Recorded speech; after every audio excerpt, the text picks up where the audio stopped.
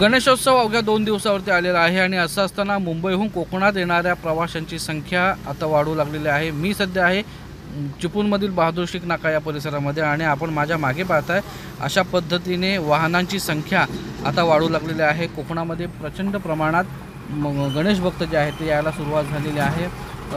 खरं तर अवघे काही तास शिल्लक राहिलेले आहेत आणि आपल्या लाडक्या बाप्पाच्या स्वागतासाठी मुंबईतून कोकणामध्ये येणाऱ्या गणेश भक्तांच्या संख्येमध्ये आता वाढ होते आहे। खरं तर यावेळेला ट्रॅफिकची जी समस्या आहे या समस्येपासून मुंबईकरांना बऱ्यापैकी दिलासा मिळतो आहे, कारण खड्डे असतील किंवा जे डायव्हर्जन आहेत याचं योग्य नियोजन प्रशासनाकडून करण्यात आल्याचं पाहायला मिळतं आहे। एकूणच जर पाहिलं तर गणेश भक्त हे आता कोकणामध्ये दाखल होत आहेत आणि मोठ्या संख्येने वाहनं जी आहेत ती रस्त्यावरती पाहायला मिळतात। ट्रॅफिक समस्या ही निर्माण होते।